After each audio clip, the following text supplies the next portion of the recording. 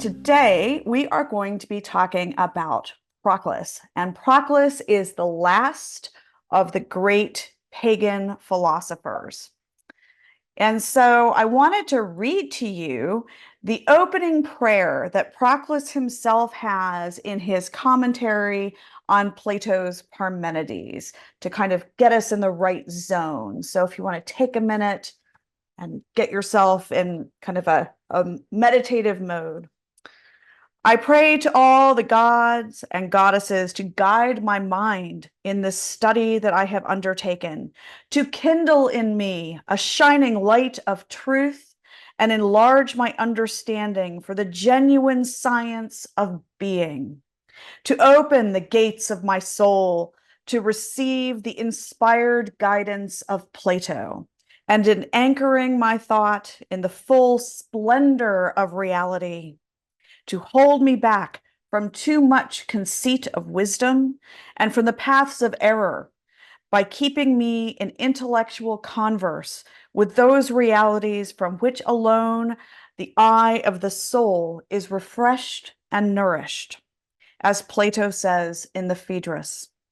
I ask from the intelligible gods fullness of wisdom, from the intellectual gods the power to rise aloft, from the supercelestial gods guiding the universe as a free activity and unconcerned with material inquiries, from the gods to whom the cosmos is assigned a winged life, from the angelic choruses a true revelation of the divine, from the good daimons an abundant filling of divine inspiration, and from the heroes a generous, solemn, and lofty disposition.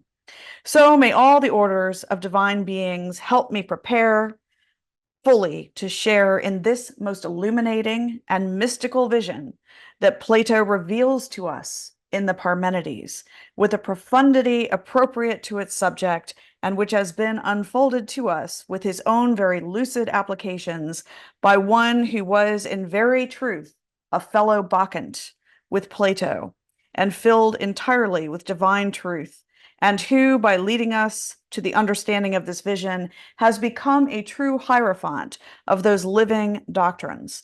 Of him, I would say that he came to men as the exact image of philosophy for the benefit of souls here below, in recompense for the statues, the temples, and the whole ritual of worship, and as the chief author of salvation for men who now live and for those who come hereafter. So may all the higher powers be propitious for us and be ready with their gifts to illuminate us, also with the light that comes from them and leads us upwards. So I just wanted to share that to give you kind of a sense of the religiosity of Proclus and how he is approaching the study of Plato as truly divine inspired text. And I also just thought it was cool as a method for kind of getting yourself in the zone for study. So why study Proclus? As I said, when I went through this and I was coming up with 4, I had to choose some, and I chose 3 major people to focus on, and Proclus was one of them. So I cannot say for certain that it is the earliest, but if not the earliest, certainly one of the earliest works of systematic theology is what Proclus brings to the table. And in systematic theology, this is where you have a set of propositions that you are moving through in a logical fashion to lay out an entire interlinked type of theological argumentation. And he also then is approaching Platonism as theology.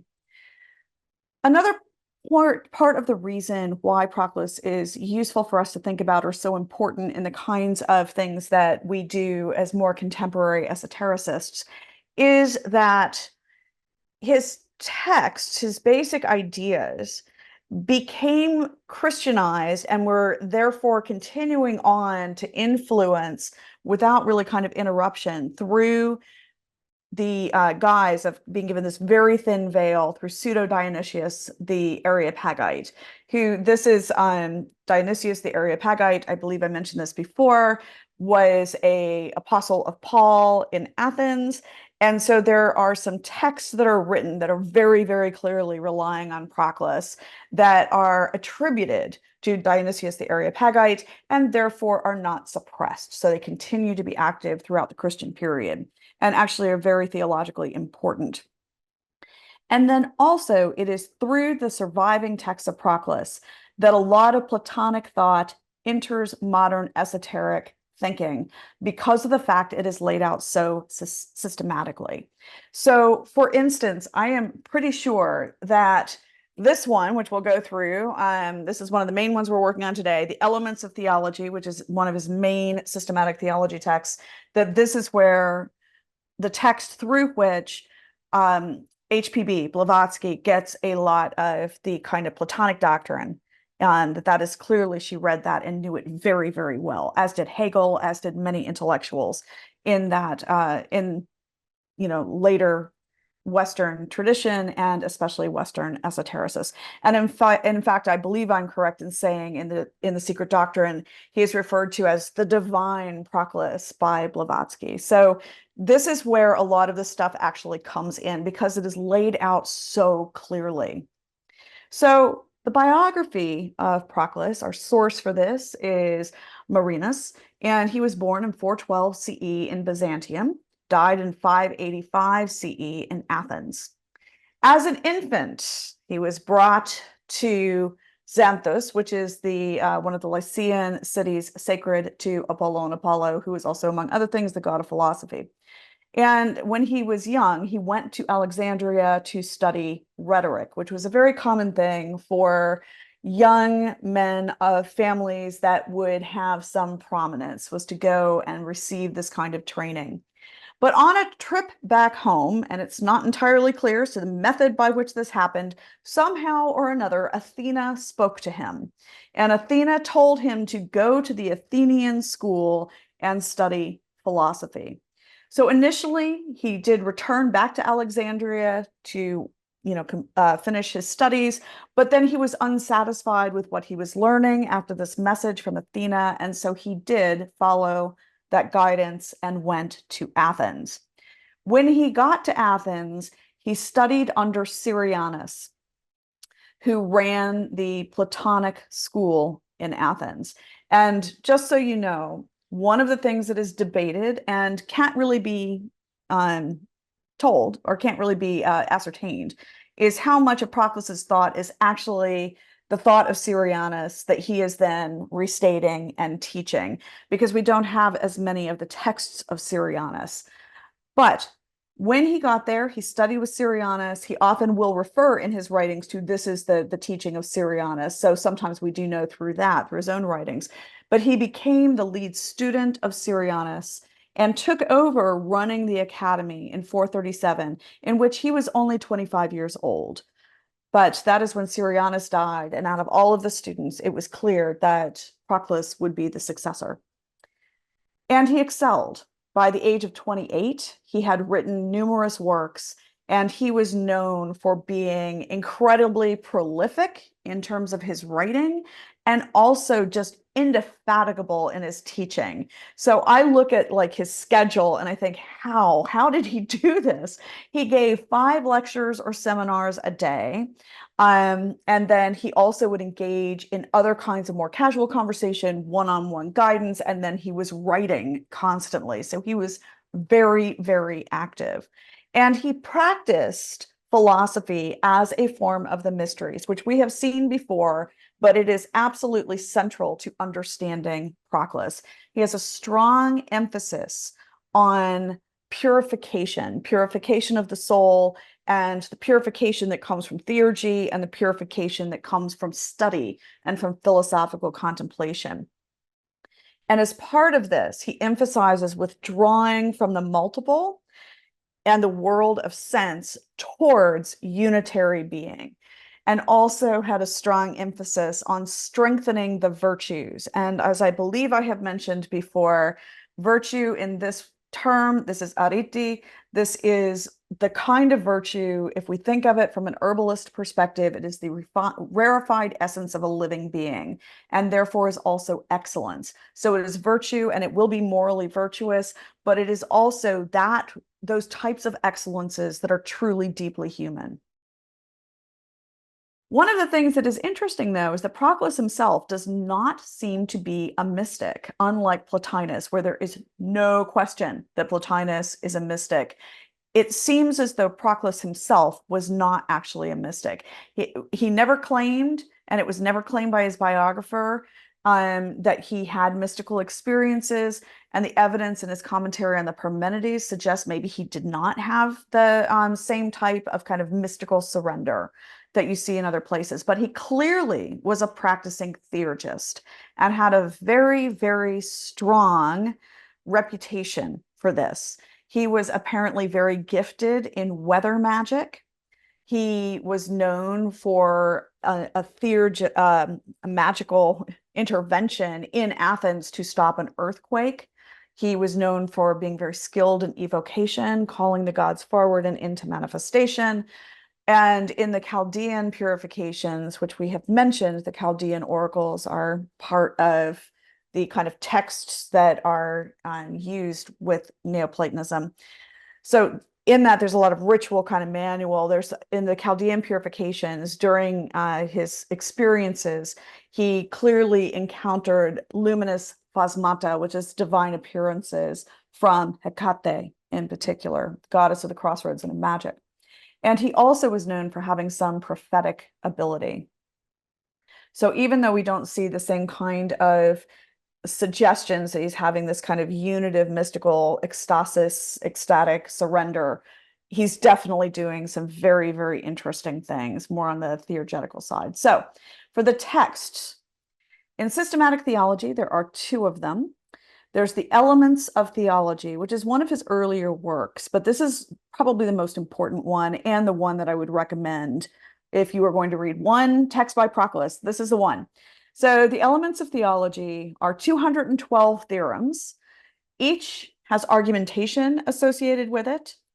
And then each of these theorems build logically on each other to lay out a complete and logically defended theological cosmology from a Platonic perspective.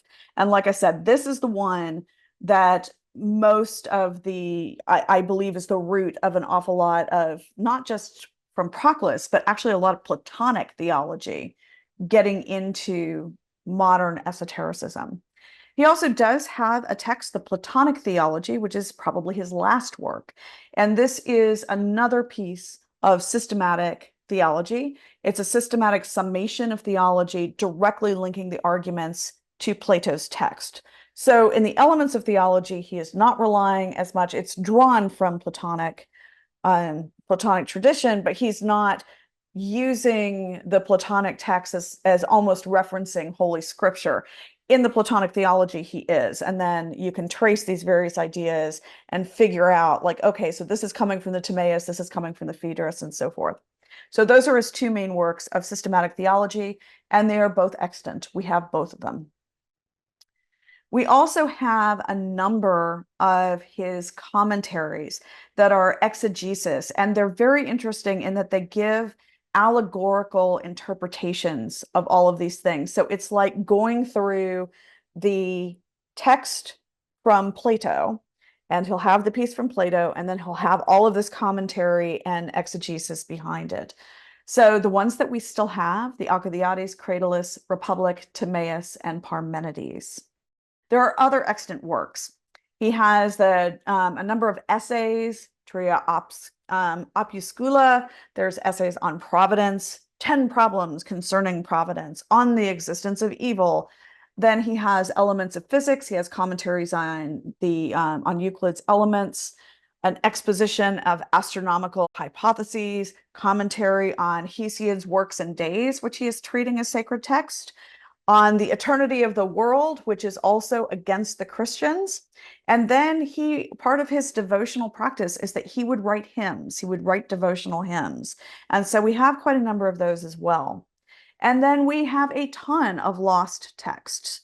that we know exist, but we don't have them. So we know from commentators of other peers and so forth that still did have them. We know something about them, but we don't have the actual text. So there's commentaries on 7 more Platonic dialogues. He did a commentary on the Aeneas by Plotinus, on 3 of Aristotle's works, 7 thematic texts, kind of like that on providence, about implications in Plato's works.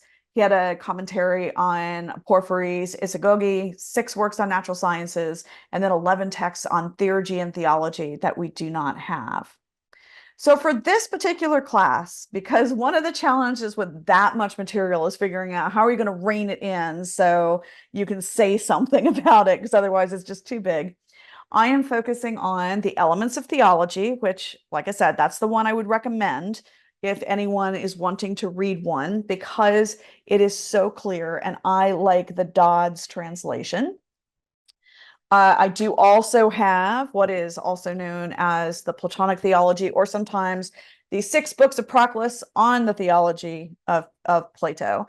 And then the one that I chose for the commentary to kind of get into it a bit is the one on Plato's Parmenides. And the reason that I chose that one is that in the Neoplatonic curriculum, the 2 dialogues that are considered to be the most advanced and the highest spiritual dialogues are the Parmenides and the Timaeus. And so the Timaeus is focused on the role of the demiurge and the creation of the manifest world. And then Parmenides is focused on the one and achieving union with the one. And so I decided to choose that one. So I'm going to do a cosmological overview. At this point, some of this will probably seem quite familiar, but there's some little bits of differences between this and Iamblichus or Plotinus. But again, it's mostly in alignment with them, but we'll go through a bit here. So we have the constituents of the universe. We have divinity, which is the intelligible. And again, from a Platonic perspective, the intelligible are the things that can be thought about, but they do not do the thinking. So in this case, that would be like the one. And then we have the intellectual. The intellectual are able to do the thinking. So the intellectual are able to think about divinity. So that would be the equivalent of the nous in Plotinus. We have the soul, so the world soul, we've gone through that before, and the aspect of soul that is nature, which is what unites form with matter. Form is then, the various forms where we say, you have the form of horse or what have you, the form of the various things that then becomes impressed by nature onto matter. Matter in a Neoplatonic and a Platonic sense is utterly indeterminate. And the way in which I know I've mentioned it before that I think of it, it's like copy or toner. It is completely indeterminate. And so everything that we think of as material stuff that's here, all of this is a combination of spiritual form impressed into matter. The relationship between the unity and the manifold is very important. Unity, the one, as we know, precedes the manifold. It is its source. And the manifold participates in unity, but unity is unparticipated. Now let's talk for a moment about this concept of participation. One of the challenges sometimes in reading philosophy is that none of this stuff is easily put into words. Some of these really abstract concepts, there actually are not terribly intuitive words to use when you're talking about something that is incredibly transcendent. So when we're talking about participation in Platonism, it has to do with the way in which during emanation, and we've talked about emanation now in every session, emanation also sometimes called procession, during that process, the lower forms are then linked to the higher because you need to find a method for that. So participation,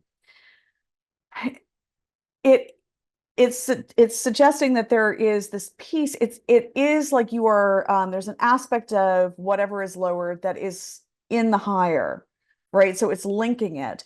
there is a way in which you could say that something is partaking of something, but it's not. The reason that they use participation instead of partaking of is this notion that you're also in it in some way. So the one is unparticipated in that it partakes of nothing else. It is the source. So, when we say the good, like the ultimate good, is unparticipated, or unity, the one does not participate in unity. The one is unity. So then the one is unparticipated in that it is the source of everything. And so it is not participating in something higher. The manifold, all the stuff that is down into the many, participate in a series of henads. We've run into this in Iamblichus, or these participated unities, so that these various unities are participating in the one. And the henads are the bridge between the unparticipated and then the participating. So they're the bridge between, say, that which is participating in the good or what have you that is further down. And that is in terms of both what is immanent in what participates it and transcending what participates it. So the henads are both immanent and transcendent. So again, like with unity, the one does not participate in unity because it is unity, unparticipated. But anything that becomes one is participating unity. So it has this aspect in which it is partaking of unity. And so the henads, which comes from the word one, enad, are unities, which is what the multiplicity is participating in. And again, this is this need to maintain the absolute kind of purity, if you will, of the one, where you can't have it split into subject-object. Because if you did, then it's not the one anymore, and you have to go back up. So again, with the henads that are also sometimes called the monads, it means a one. They are explicitly developed in Proclus and probably come from Syrianus. We have this kind of notion in Iamblichus, which I brought it up last time, but I don't think that he actually uses the term henads for it. It's used later by commentators, but it's the same kind of concept, and you see it very explicitly focused on in Syrianus and then in Proclus. So they create this link in the procession so that there's no gulf. You don't have a break between the different levels.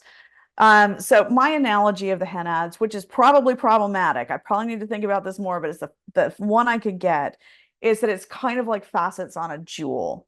So it is one, it is unity, but there are different facets, so that when you're looking at a facet, you're getting a particular kind of angle on it.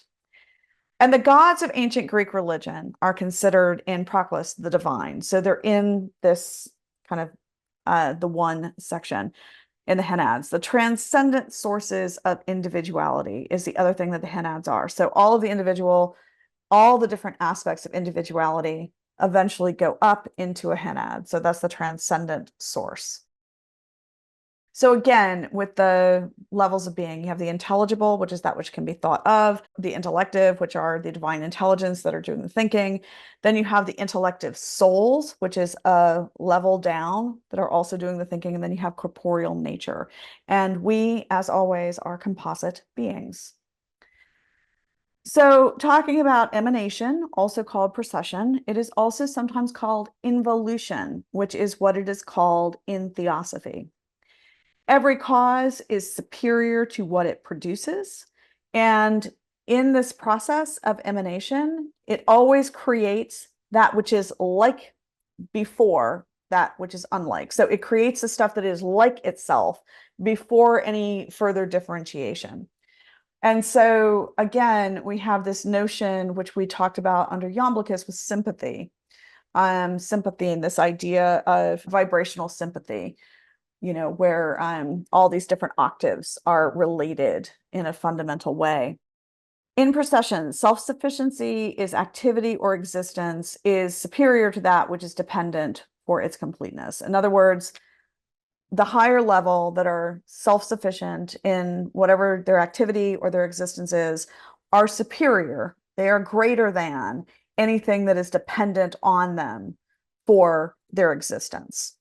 So again, this is not just there's hierarchy. I think that's the thing to say. There is hierarchy. The things that are the source to the things below are also superior for power and all of these different aspects to the things below that are coming from it. So creation then in this system and emanation, just like in Iamblichus and in Plotinus, it arises from superfluidity of potency. So it's just this expression of being. It's not that they're sitting around saying, and now I shall do this. It's just, it pours out. And again, the metaphor that is often used is the sun and its rays. So the general pattern is that procession, involution, emanation, however we want to, whichever word we want to use here, continues the number of beings, they multiply while the potency diminishes. So you get more beings, but the potency is diminishing. Now, I had mentioned last time, but it really comes into play here in Proclus about the Syriae. And these are also known as the chains. They come from the henads, so there's different facets on the jewel. And we see that there's these chains of procession. And again, we've seen this in Iamblichus. And these are hierarchies where you have these various kinds of qualities that in this notion where we're coming down and we have more beings, but all of them have less potency than what's gone before. But there's certain kind of characteristics or characters that are coming down through these various chains, and there are numerous of them. So character is part of this. It's like this differentiation of character is attributed to the different chains, power and dynamism, and administration. So this includes humans. So our soul's purpose is related to what chain we're on, and that's an individual thing.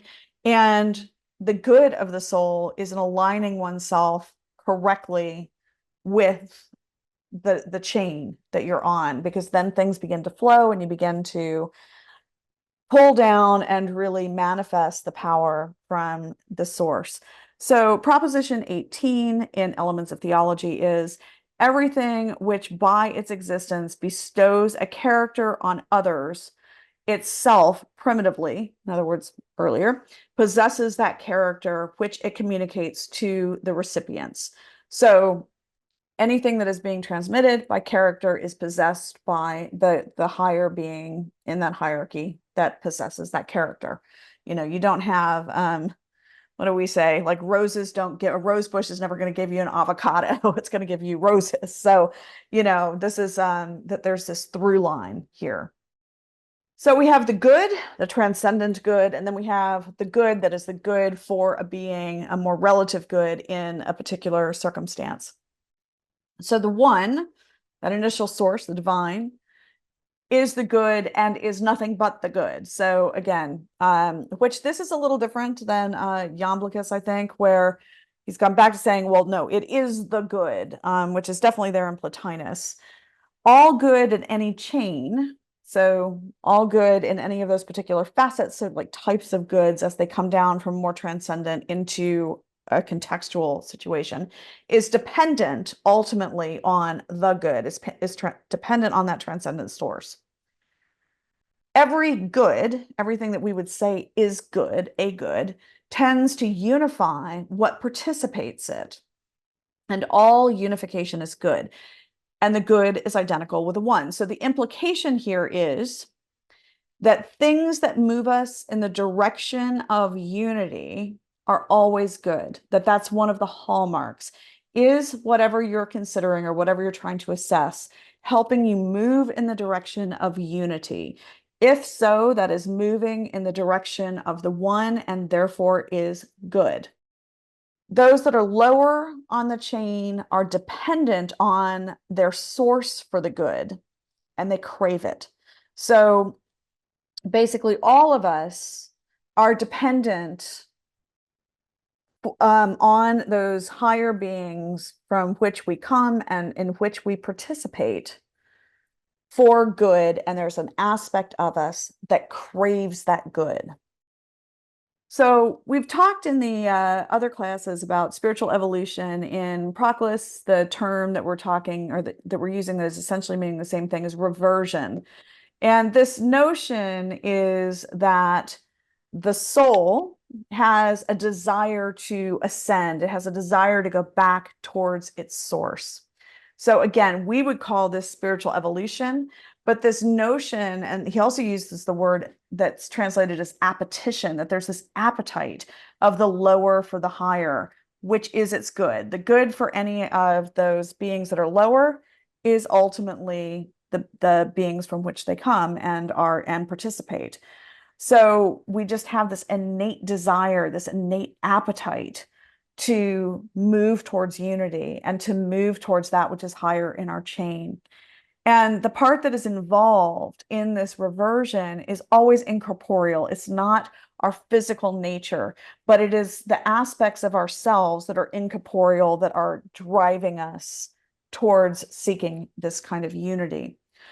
All reversion or all ascent, if you want to use that word, all spiritual evolution, it's accomplished through likeness. So it's finding those aspects of the higher level, the higher spiritual level, and finding those aspects in ourselves that are like that. So the parts of ourselves that are good, the parts of our, that have that kind of goodness, that have that drive for unity, that have a drive for justice, any of those things that are on the chain. That's the way to get to that is by emphasizing the parts in ourselves that are like the divine. Sometimes this is called introversion, and that is indicating that particular term that is being used there is indicating the fact that this is an inward-looking process. So basically what we're doing here, so we've had the entire cosmology, we're coming down, casting on those mantles of density, emanation, procession, what have you, and then again, we're trying this ascent, this path of ascent, retracing the downward path by climbing up, using likeness as our guide. And this, of course, is essential in ethics because we are trying to move towards the good, which anything that is driving us towards unity is moving us towards the good. And from that higher space, we can begin to see appropriate action on lower levels. It is absolutely clear in Proclus that this is all of cosmology, which is also ontology, is cyclic, that there is cyclicity in everything. And those who are Theosophists will know that this is one of the fundamental propositions in the secret doctrine as well. So this procession or this process of procession or emanation and then reversion in which we are striving back up towards unity again is not just human.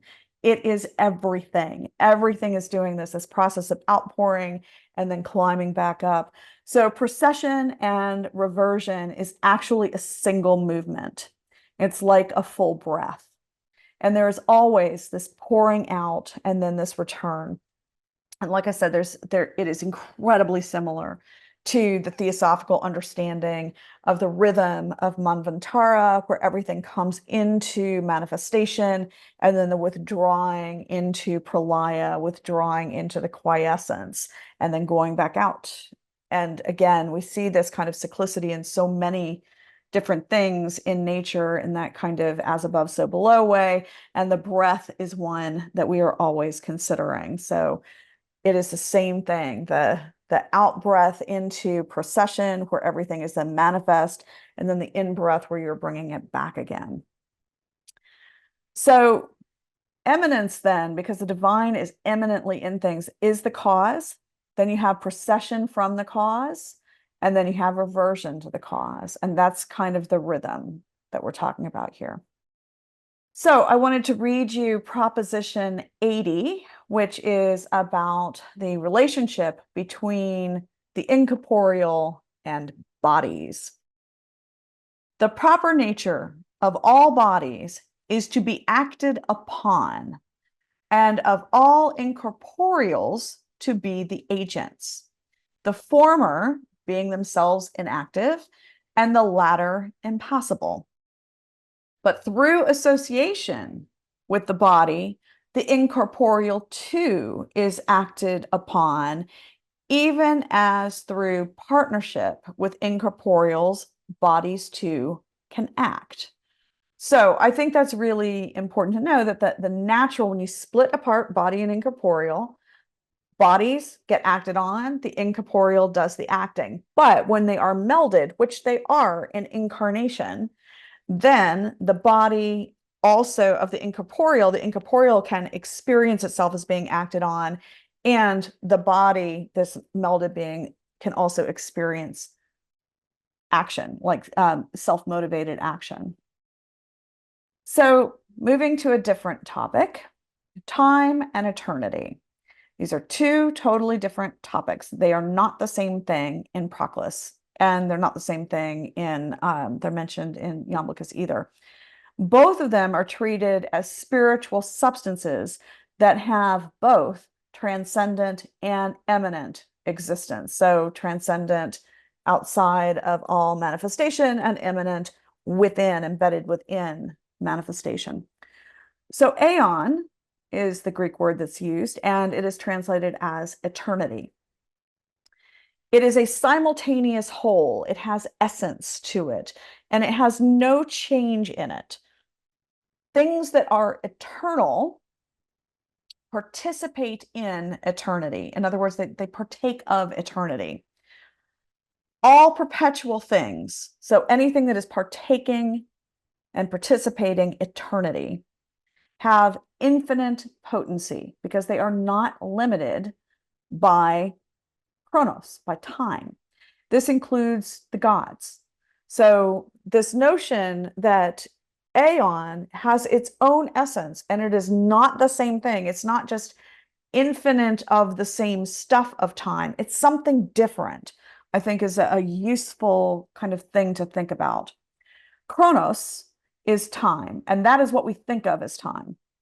It is measurement of movement, because in any movement, you have a before and an after, and therefore you have what we would think of as time. But absolute time, this notion of what time is unparticipated. So that is something that is ultimately also eternal in this way. So it is unparticipated. And then temporal things participate in participated time. So there's a participation into this form, this divine form that is time. And so that is something else that is there that I think is important to consider. So there are then beings who participate in both time and eternity, because again, there's this separation here that these are two different things with different essences. So stars, and by this, they really include not just what we would recognize as stars, but astrologically, the planets, are both engaged in movement in time, but are also eternal. And again, much like we talked about in Iamblichus, the stars and the planets are interesting in that they are transcendent, but they do have some expression in body. But when we're thinking about the body of a planet or the body of a star, that is its lowest aspect. That's about this much of it. But in the ancient times, they also believed that the stars and the planets were not ever changing. They didn't have any idea of like dwarf stars and suns blowing up and things like that. They didn't have that. Souls of anything, including ours, are immortal and indestructible, but they also experience change. And so they are partaking simultaneously of eternity and of time. And the world itself is both immortal and is changing. So in that way, I think the stars, they are the same. They're like the world. They're both immortal, they're eternal in that way, but they're changing, and including changing in the body. So in Proclus, part of what he's doing is much like Iamblichus, he is a theologian. He does believe in the gods, the traditional gods and other gods that are part of his religion. He has this very devotional practice of hymn writing and various other kinds of ritual devotions. So the intelligible gods, the highest gods, are the henads. And again, as I mentioned before in Iamblichus, I think that that might be very similar to things if you're a Theosophist, like the Diani Choan and so forth. Then there's the intellectual gods. And this is the gods that are part of the divine mind, the super celestial gods, by which they really do mean the stars. And then the encosmic gods, the gods that are more related to the matter. So, they would put a lot of the agricultural deities and so forth in that place, in the encosmic gods. But a god is more universal as he is nearer to the one, and more specific in proportion to his remoteness from it. So there may be very big divine gods from our perspective that are, linked into like the god of this particular kind of agriculture that is much lower than, a god of light, like it's kind of the larger scope of existence, more towards unity. That's when they're higher up on the hierarchy. The more abstract gods are in the higher, and the planets, they do have body, they are closer to us. There is something now, that's not to say that that we're passing value judgments, because sometimes the beings that are lower on the hierarchy, when you get into theurgy, those are the ones more easily contacted and easily worked with, but they are also subordinate then in the chain to those beings that are higher than that. So it's kind of like, if you wanted to write a letter to your local council person or write a letter to the president of the United States, one of those is more likely to have an impact sometimes, just to throw that out there. Okay, so providence. So the gods, all those different classes of gods, are the source of good for us. All good comes from the gods, just like it does in Iamblichus. And Proclus is very clear that receptivity is everything. And this is kind of like this notion of grace. There's a lot there. There's the notion of grace, which we talked about before, also the gift and so forth.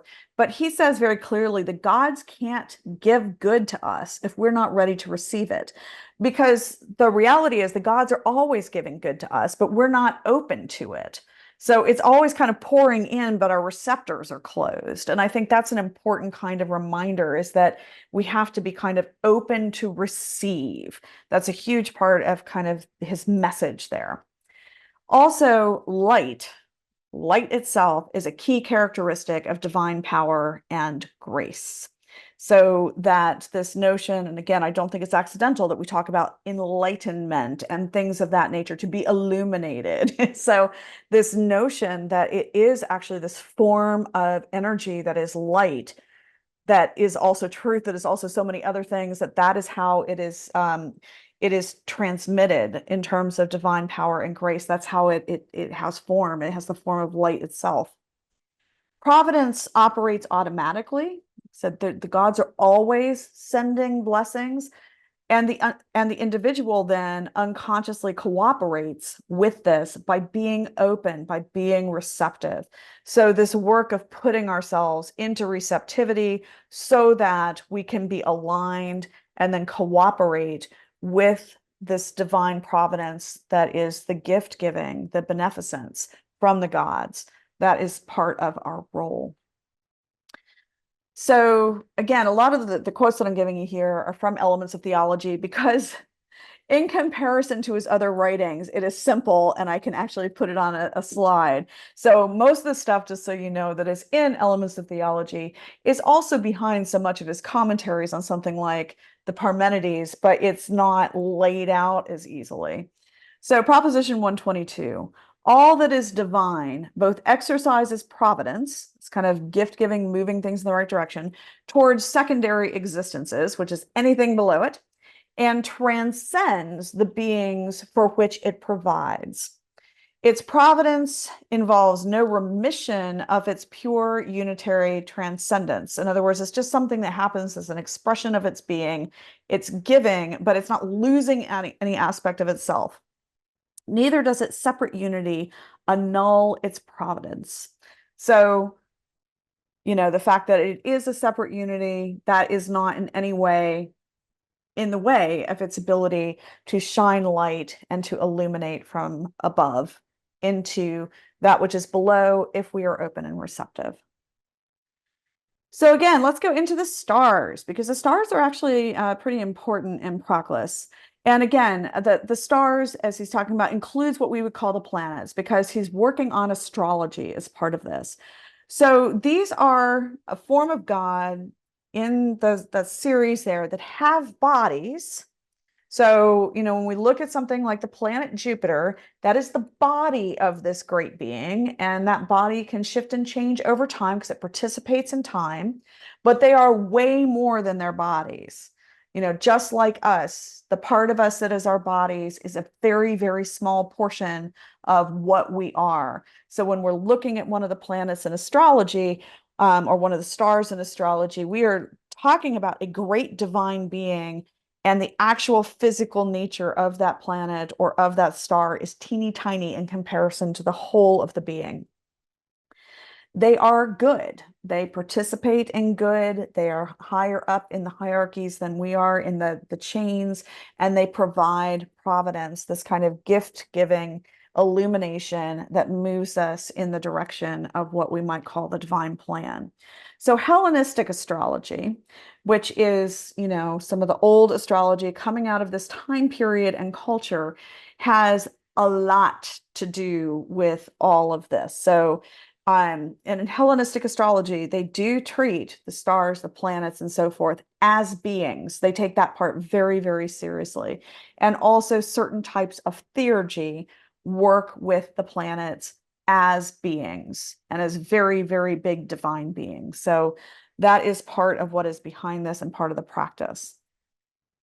So in the Timaeus, Plato says that human souls are sown in the stars and planets, that they are placed under the leadership of certain planetary intelligences. And again, this would be the great beings that are the major astrological stars and planets. And that part of the essential nature of an individual human is from in the chains, the stars, and that you can find out more about this from your astrology. Those who align and recognize their God in Timaeus choose lives in alignment, and choose lines in alignment, become the true children of the God. They receive inspiration and may even become their earthly representatives, mediating power into the human world. And that is part of kind of how this is working. And I would say, when you look at it, we're talking about the stars and the planets and astrology. It's actually, even bigger than that in the system. But the idea is that if you can align yourself with the God anywhere on the chain that is in the end here, like for you, manifesting in you and many others, because again, whenever you're coming down in emanation, you have a multiplicity of beings, lesser potency, but when you can align and receive that inspiration, then you can even become the ability, the representative, and mediate their power into our world. So let's move on into thinking about epistemology. So epistemology, again, is how do we know what we know? And I find Proclus's understanding of intuition to be particularly useful, because he puts intuition above everything else. So you have all of the kind of analytic and the various sorts of things that you're doing with philosophy, but he puts intuition as supreme, because the source of intuition is the one. Intuitive knowledge is the beginning and first cause of all knowing, he says in Proposition 20 in the Elements of Theology. So when he's talking about intuition, it is not sensory. So it's nothing that's coming out of the senses, nor is it sensory correlative. It's not having a vision in the inner mind or some other aspect of self that is in any way like having a vision with your eyes. It's not correlative. It's not clairaudience. It's not clairvoyance. It's none of those things. That's not the kind of spiritual intuition that he's talking about. So he's not talking about astral psychism, is what we would say, using kind of the language of more modern occultism. But it has within it proof for the existence of the ideas. So, as an example of this, of what intuition is, Neither you nor I nor anyone else has ever seen a truly straight line or a perfect circle, because we've never ever seen them in manifestation. We've never seen a truly straight line. You've never seen a totally perfect circle, but you know what they are. And when you see when you see something that is looking kind of like a straight line or a circle, you know how the physical world differs. There's an aspect of you that can judge that, even though you've never seen the perfected true thing, because it can't exist in manifestation. So that's an example of something that you know on this level. And there's lots of others, but I like how tangible that particular example is that he gives. That is intuition, that you know these forms, you know the truth, even if it's not sensory, it's not sensory correlative, it's something else, but you know it. So that's intuition. So every intelligence in the act of intellection knows that it knows. The cognitive intelligence is not distinct from that which is conscious of the cognitive act. In other words, there is an aspect of self, there's an aspect of the way in which we know that is also aware of our knowing. There's a part that is always watching and assessing. And one of my favorite authors is Terry Pratchett, and he talks about like the second, third, and fourth thought. So there's the first thought is the thought that you have. The second thought is the thought that notices that you've had a thought. The third thought is the thought that is then recognizing that you're thinking about that. It just kind of goes like that. And the more powerful witches can even be known to have fourth thoughts, or one has fifth thoughts. It's like the thinking upon the thinking about the thinking. So this is this kind of metacognition that he's talking about. That every intelligence is incorporeal is shown by its reversion on itself. For bodies are incapable of such reversion. In other words, the part that is thinking about your thinking, so that is a part that is then this reversion, where you're starting to climb up into more abstraction, up into the more incorporeal and higher aspects of self. And you can tell that it is incorporeal because something that is a body can't do that. Like your body can't move backwards like that. Okay, souls. The nature of souls, according to Proclus. They're incorporeal substance, separable from the body. Our souls are indestructible and imperishable. So they partake, what is kind of interesting here is they are partaking of aeon as well as chronos, as we have talked about. They're self-animated. They have life. The soul has life in its own right.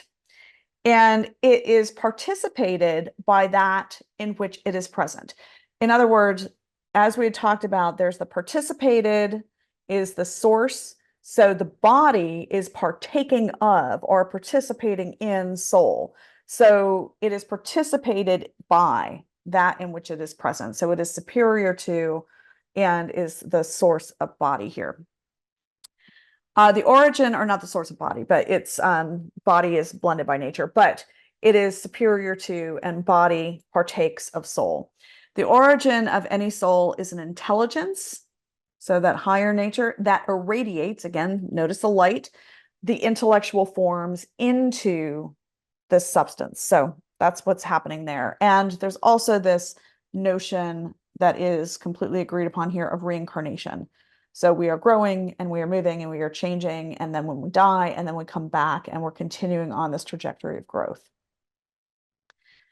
So I mentioned that souls, because of this notion of the Siriai or chains, souls are related to the beings in a particular chain. So each of the souls perpetually attendant upon gods, imitating its divine soul, is sovereign over a number of particular souls, and thus draws upward a number of souls to the primal monad of the entire series. So it's a little bit confusing. I'm going to read it again myself. Each of the souls perpetually attendant upon gods, imitating its divine soul, imitating the divine soul of the gods, is sovereign over a number of particular souls. So again, we have this prolific multiplication of souls with lessening of potency.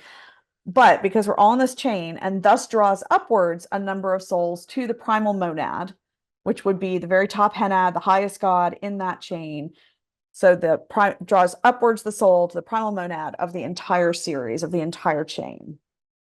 Okay, so we have this stuff. We're in these chains. We're participating in these higher divine beings, but we also, as humans, have impurities in our souls that keep us from this full communion when we are in incarnation, because there's all sorts of stuff that gets secreted and it kind of blocks off the light and, gets us out of alignment. And then we're not able to have this full communion with all the divine that we are part of the chain. The time between incarnations is more likely to have some of that and is often devoted to purification. So the time between lives, it's often about purification and cleaning the various kinds of impurities that we have accumulated. So Proclus believes that theurgy and purification is necessary, as does Iamblichus. So we can do ourselves huge, huge, huge favors, do huge favors to our future selves by really taking purification seriously and doing theurgetical purification to clean all of these various kinds of impurities, because then we're not having to do it in between incarnations. And even when we are in bodies, then it makes our ability to have those clear relationships stronger. So in Proclus, the question was, does the soul fully descend when it's an incarnation? And like Iamblichus, the answer that Proclus gives is yes, which this is different than Plotinus. Every particular soul, when it descends into temporal process, descends entire. There is not a part of it which remains above and a part which descends. And this is like in Iamblichus when they use the analogy of the bulb, where all of life is poured into the manifestation and then withdraws at the end. But again, this is different than Plotinus there. So I do want to talk a little bit about some of the sacred practices that are mentioned in Proclus. First of all, he's a very, very strong proponent with engaging with Platonic dialogues as sacred texts. So he is approaching the dialogues of Plato as a Christian would approach the Bible in many ways. So, he's looking at them as these divinely inspired texts, and he's doing a lot of exegesis and allegorical readings of them, which is fascinating, by the way. It is really fascinating to read. But that's how he's treating them in this very kind of devotional context. And again, this kind of notion for Proclus actually doing systematic theology, which he does, and he does very, very well, is a type of practice that is then aligning and doing purification and getting you more in touch with the transcendent. He's a practicing theurgist and was well known for it. So the various things that we talked about in Iamblichus, he is also practicing. And another practice that is important, Hellenistic astrology, because the stars are one of the classes of gods, and providence can come from these beings that are the stars. And so therefore, doing Hellenistic astrology and really taking that seriously is also building that relationship and helping you figure out how to be in alignment with the gods that are basically in your chain. And as a reminder, with sympathetic resonance, the distinctive character of any divine order travels through all the derivative existence and bestows itself upon all the inferior kinds. So the character then, like I said, I really do think of it in terms of octaves. What we're doing is we're seeing various kinds of qualities and character that are coming in different octaves as they move down the chain. And this is, as I mentioned in the Iamblichus class, all of the correspondences that are essential to theurgy operate on sympathy. They're operating on figuring out what is the appropriate chain and how does it resonate in these different octaves. And as I said, a correspondence will work if it's right, that this is not just kind of made up stuff. It's not heuristic, where there are different ways in which you can divide up the different octaves on something. But ultimately, if you hit the C on the piano, the other C's vibrate. And that's the way in which all sympathy works throughout all of creation. So A correspondence then is basically like hitting a note and it will resonate in the different octaves. And if it doesn't do that, then you haven't got a correct correspondence. So I did want to talk a little bit, because I've been mostly basing this thus far on the two pieces of systematic theology, and I used a lot from the Elements of Theology. But I did want to mention a little bit about the commentary on the Parmenides, on Plato's Parmenides, as my example of the one that I was looking at as for this class as one of the commentaries and how he approaches those. So as I mentioned, the two kind of most advanced dialogues of Plato in the Neoplatonic curriculum are the Timaeus and the Parmenides. So in this, this is his commentary on the Parmenides. It is about 600 pages, so it is not insignificant here. And what he does is he has like the pieces from the Parmenides, and then like here will be a line from Parmenides from Plato, and then he will unpack all of this stuff under it. So the basic plot here in the Parmenides is that there is a story within a story.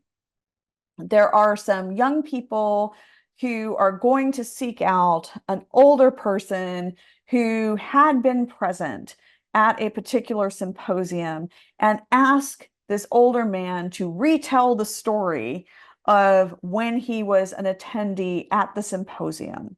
And then the symposium that he is retelling is when Zeno and Parmenides came to Athens and had a symposium in which they discoursed with a young Socrates. And this seems to have actually happened, that there's Parmenides, who at that point was an old man and was, as I mentioned in the very, very first class, he was an early monist. He was a pre-Socratic monist. So he believed that everything was ultimately one.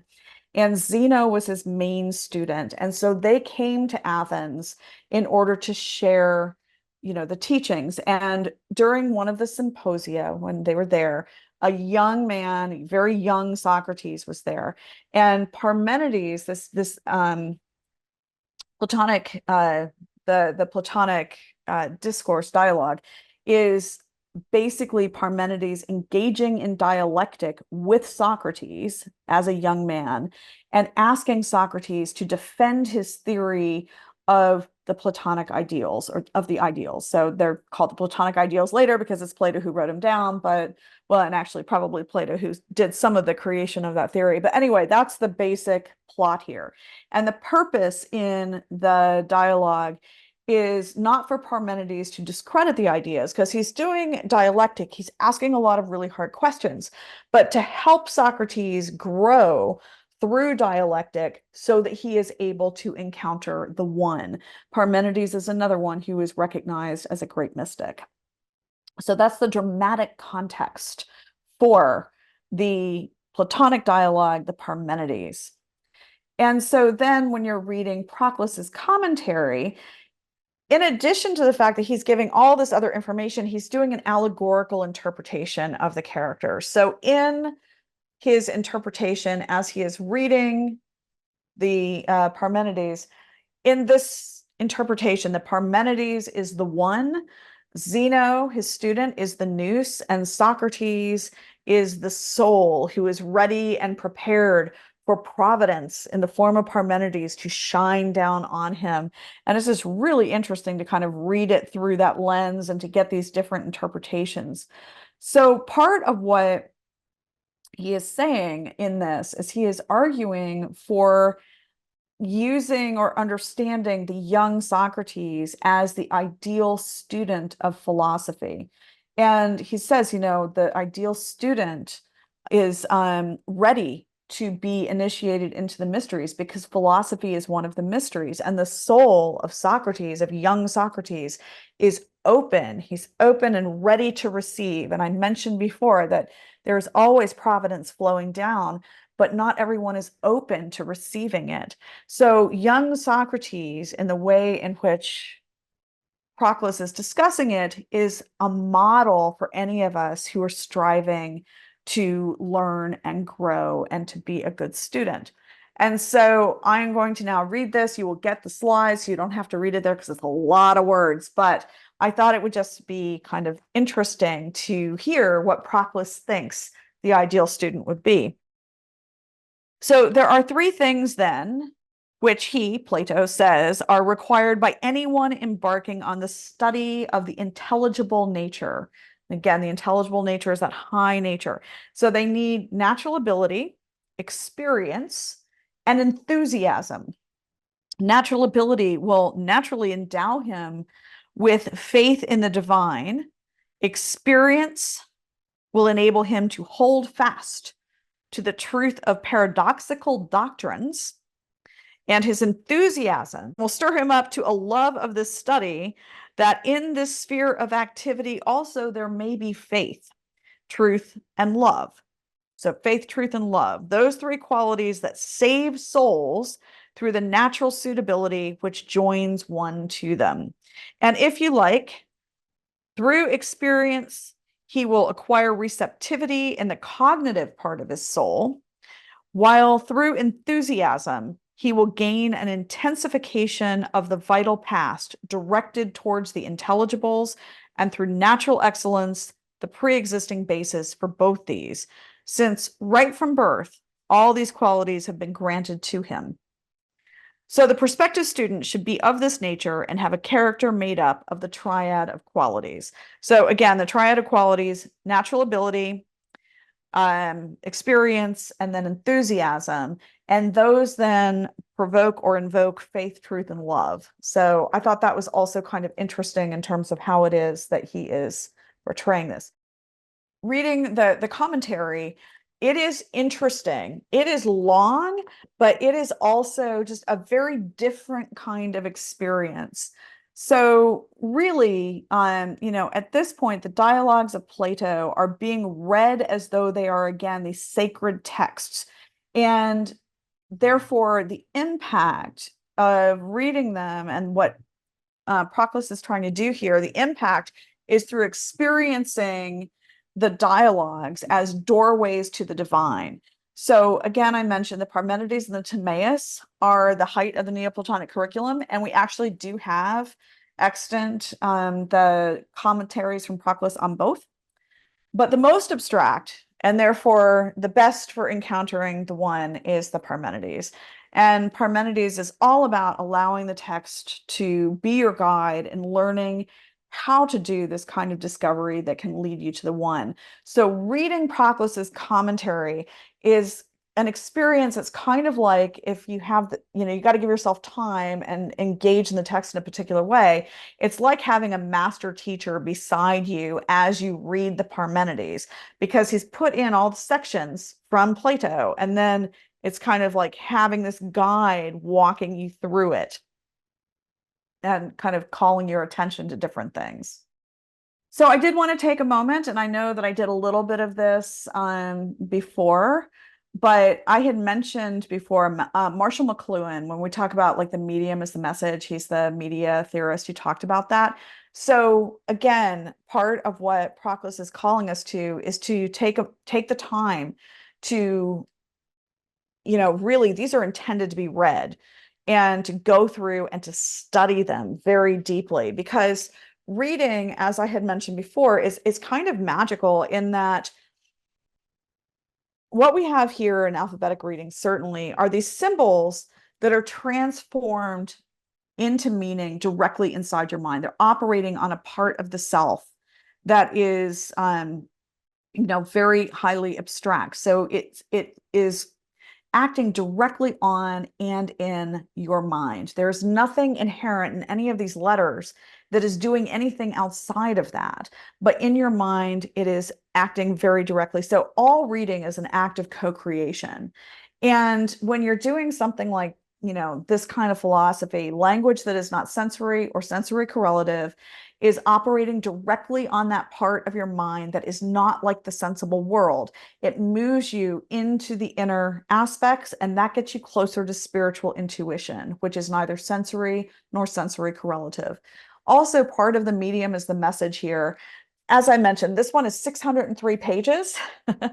And so it is when you enter into some sort of study like that, you're entering into a relationship of sorts, with the author, with the text itself, and it requires time. And so part of what's happening when you're reading something like this is that you're reading at a pace that is individual. It's not being controlled the same way like an audiobook or watching something is. And it can be a struggle. There are parts of this that can be a real struggle. It's not all about fast pleasure, it's about something deeper.